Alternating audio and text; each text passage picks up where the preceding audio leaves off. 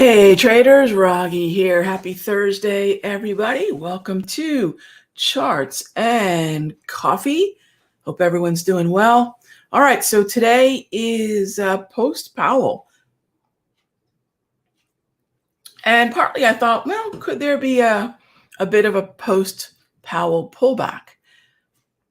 Now, if we think about the way in which Powell communicated the overall take on the economy, and a couple key lines that were edited and just flat out removed from the statement, I found everything yesterday to be really far more accommodative in tone than I was even expecting. I was hoping that we wouldn't see Powell overdo it, maybe even worse, try to, ratchet up the expectations for eventual taper and rate hikes. And instead, the market feels that, I think the way we're interpreting what we're seeing is the market figured, all right, there's plenty of headwinds out there.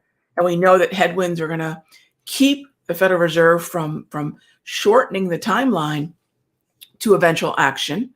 And gosh, it's for the most part, those trends that have been heading higher, it's kind of onward and upward as far as I'm concerned. In other words, let's just stick with the trends, right? We don't need to make some sort of call about this is the precursor to something that we really don't have confirmation of. Yes, there are a lot of narratives swirling around out there. Yes, there's plenty of reason to think the market's extended and once again has started to borderline become parabolic. But this is the nature of the market through 2021. Let's focus on the trends in the NASDAQ and in the S&P. Let's even better focus on the relative outperforming sectors within those two strong indices. And that's what I'm going to continue to do. The pleasant surprise, look, yesterday in the Sector Secrets Master, we had our weekly live trading session. And I said, look, we have our position in GLD. We've had it for days. I mean, we've been in this market through all of just back and forth. And the back and forth has allowed us to get in. I gave everybody the option of an eject button. Eject buttons are getting out based not on price thresholds for our trade being broken, point of validity issues, or even the trade being invalid. None of those happened. It's still a valid long. It has been in the days since we called the trade and entered it.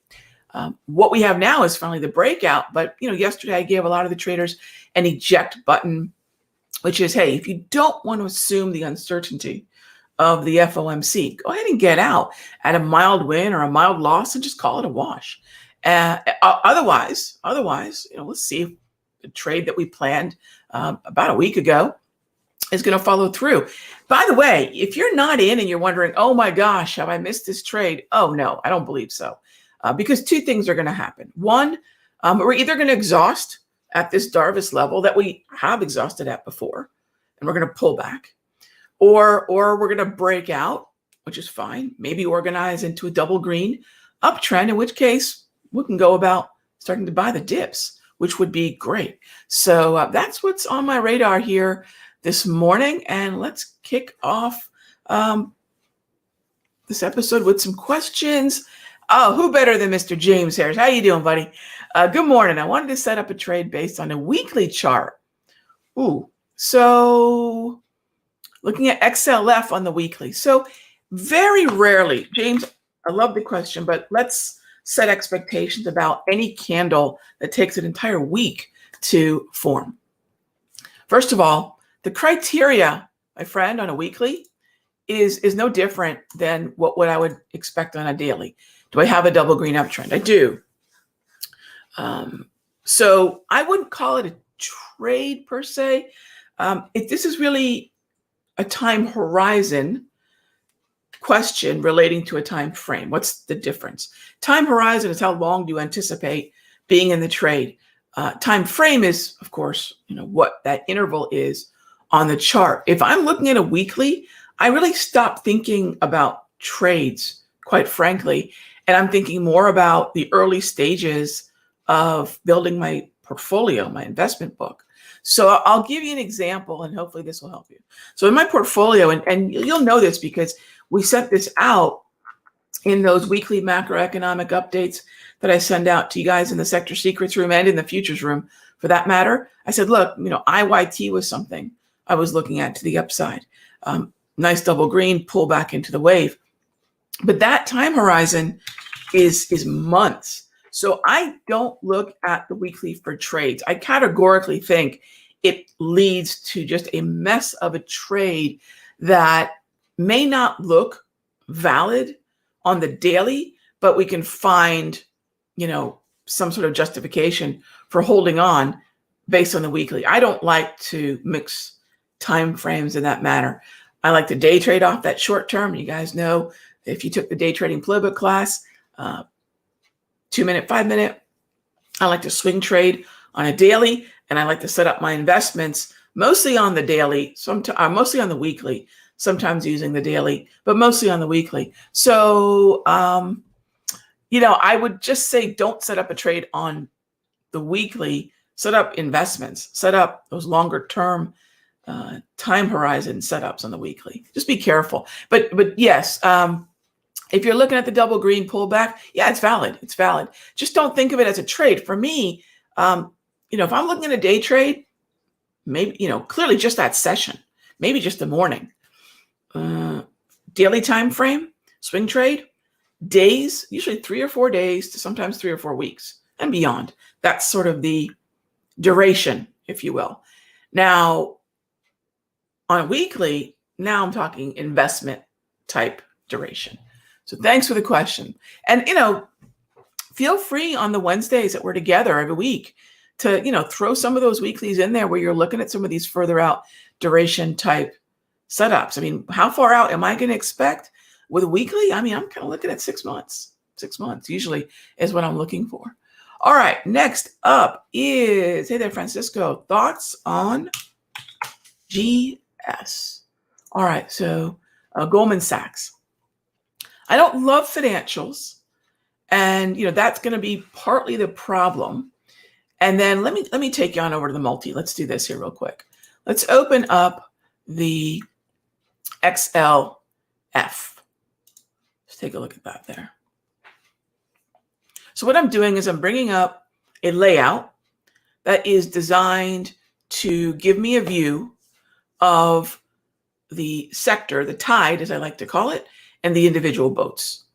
So the tide is kind of compressed.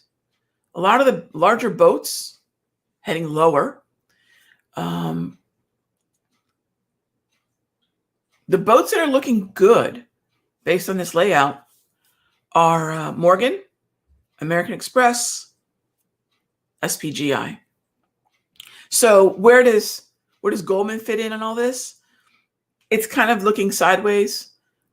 Maybe a little bit better than XLF is on the whole. So if I was looking at a sort of fourth symbol, it would probably be, after the double green uptrends that you can see on this chart, it would probably be Goldman and then Wells Fargo. But that means that now I'm talking about the fourth and fifth best stock within the financials sector.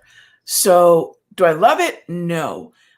Is it a little bit more neutral than some of the others that are dominated by red grab candles like PNC and JP Morgan and Bank of America? Yes. But, look, I don't love this sector. So I'd have to get down to an individual stock level, and I'm going to prioritize the double greens. So thoughts on Goldman is it's interesting, but not as interesting as the double greens within this group. So I hope that helps. Watch list building, gang, is probably the most important aspect of trading. It's more important than your indicators. Look, I call them secret squiggles, right? They're more important than your secret squiggles. They're more important than your strategy. And I know that sounds crazy, but as long as you are identifying a trend, preferably an uptrend, and you're not trying to pick a top, you're usually going to be fine. So pick an environment that is the most generous, high probability, more predictable environment.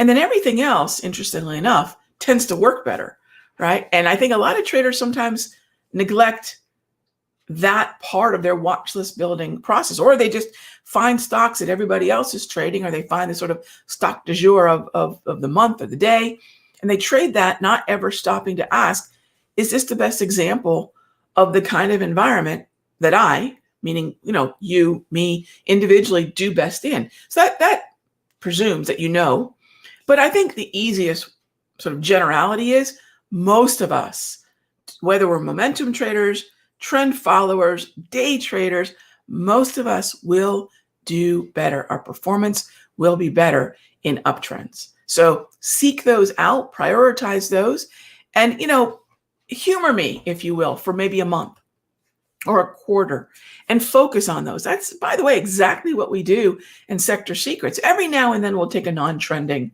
trade like gold, but gold did have a trend, the trend that we were actually capitalizing on, which has been in play, and why we positioned ourselves in the quiet sideways action so we could pay less for our GLD calls. The trend that we were capitalizing on was actually the downtrend in real yields, which should open the door for gold to move higher. But in terms of Goldman Sachs, Francisco, that's kind of the way I would look at it. And then Bill's question is a great follow-up. In all my years of trading, at this point, decades, right, Bill, are there always double greens? Yes. Remember, the market is, capital is always flowing. The capital does not go under the mattress. Very rarely are we going to presume that capital is going to go under the mattress. So if one market is losing its trend, that capital will flow somewhere else. We call that sector rotation. We call that rebalancing. We call that, so many things. But yes, there's always going to be something that's going to benefit from the current environment. That's the macroeconomic trend. We have the business cycles. We have just the market cycles that Dow identified and talked about 140 years ago.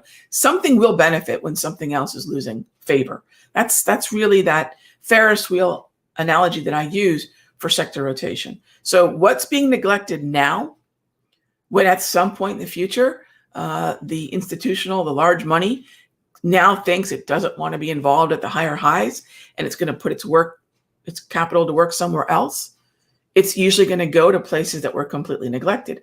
Think about the way in which tech rallied last year. There were two sectors that really did not benefit from much of the strength of that mid-year rally: energies and financials. And then when we finally saw some really significant rotation, what became the market on the rise, rallying to the top of the Ferris wheel, if you will, energies and financials. So yes, that's been now sometimes there's more than others. Clearly there were more in 2020 than 2021, but there are still plenty in 2021. Absolutely. There are always going to be, again, I can't say there'll be a lot, but there will always be double greens. Absolutely. So how many different mugs? Now we're getting to the really, really, really important questions here. How many different mugs do I have? A lot. I have a thing for coffee mugs. I do. If I had my way, we wouldn't even have glasses in the house. I have a thing for coffee mugs. Probably somewhere north of a dozen. Yeah, I have a lot. So I just like them. I pour everything in them. Important questions here. Long coffee mug. If there were coffee mug futures, I'd tell y'all, diamond hands. All right. So next up is crazy overnight GLD SLV. Any insight into that? Daniel, yeah, we've been long. Again, for the aforementioned reasons. So for sure, I think ultimately, let me get back to my charts here. I think ultimately what we have to remember is that gold already created a 1, 2, 3 trend reversal back in March, April. Then it had that really nice uptrend. Then it pulled back, but it still had bullish directional bias because the trend that preceded the chop was up, right? So now we have this kind of choppy mess. We didn't come back down to retest 1765 to 1760, which would have been a great fade. So the next level that we had to work with was around really 1800 to about 1790. And that's where we set this up. Not an awesome trade. I'm just looking for a little bit of movement higher based on that low of the range. Again, yesterday could have been, post yesterday, we could have seen a far different result than we ultimately did. But what's my insight? It's the same reasoning that I have been talking about the long and being bullish in gold for the better part of a month. And that is the consistent drop in real yields. And then really we needed the US dollar to sort of disconnect from a correlation standpoint from gold, which it has incrementally. I think the correlation now between gold and the dollar is nearly half what it was when gold was struggling to move higher. So that dollar getting out of the way, US dollar sure did help. All right, next question is, hey there, Andre, sorry. I got into Costco, okay. 386, nice. An XLV at 121. The 386, that's a nice trade. Sold Costco at 415. What are my rules for selling? And okay. So exits. How do we exit a market? It's funny. It's a great question. Andres, great question. I was just talking about exits this morning with Trish. I was texting with her and I was talking about our perfect exits class way back when. Maybe it's time to sort of bring that back and discuss what it means to exit a market, because so much of what we do and study as traders is, when do we get in? How do we get in? What are the secret squiggles that get us in, but not out, right? And we really only pay ourselves, as you did very nicely, by the way, nice stuff, when we get out. So what are my rules? Okay, so guidelines and letting a winner run. So first of all, letting a winner run presumes that we're in the kind of environment that means overall that we have the ability to run higher. So a double green is going to give us a better environment for that. In other words, if it's not double green, I shouldn't presume that it's going to run. So structure, go back to structure almost every time. So if you're in Costco from there and XLV, okay, same thing. Double green, this is, when we're going to talk about letting a winner run, we want to be in the optimal environment for it. So you're in both that position on the daily time frame of Costco and healthcare. Awesome. So the other part of it is this. I don't know where a market's going to turn around. I'm going to presume that a trending double green market's going to have a better chance of continuing, but we need to be proactive about paying ourselves, which means that there are going to be predefined levels, at least two, target 1, target 2, that allow us to take profits while we can, not when we have to. What do I mean by that? Profit taking shouldn't be, oh, wow, the market's going higher and higher and higher. Oh my gosh, it's turning around. Get out now. Everybody's thinking that. And if you're in an option position, it's going to be even worse, because that bearish momentum is not going to give you any kind of advantageous environment to liquidate with the bullish momentum when you have calls. So I don't mind leaving a little bit on the table. The idea that I'm going to pick the very bottom and very top is something that I abandoned a long, long time ago. So, I might believe in Santa Claus, but I do not believe in top and bottom picking. So one is possibly true. The other one's a complete falsehood. So anyway, what I want to remember is that environment first, we've got to have the probability for it to be able to run. And second is pay yourself while you can, not when you have to. And you're right, exits are so very important. And those are two very general guidelines that we use in the mastery. And by the way, on Monday, I've got a webinar coming up. So if some of these topics are interesting to you, you want to deep dive a little bit more, this Monday, 8 p.m. Eastern, you can register at simplertrading.com/scale. All right. So Win, how you doing? Good sector secrets session yesterday. Learned a lot. Love it. Love it. Love it. Let me see here. Let's see. Mike says, show some love and hit the like button. Very cool. No, I appreciate that, Mike. Very kind of you. I love it. I love it. Okay. So, hey, gang, just like that, Charts and Coffee is, I'm going to call it a wrap here. It's 9:20. Head on over to your respective rooms. And I'll see you tomorrow. Same time, same station. Thanks as always for being part of the caffeinated Charts and Coffee crew. I'll see you tomorrow. Be good to each other.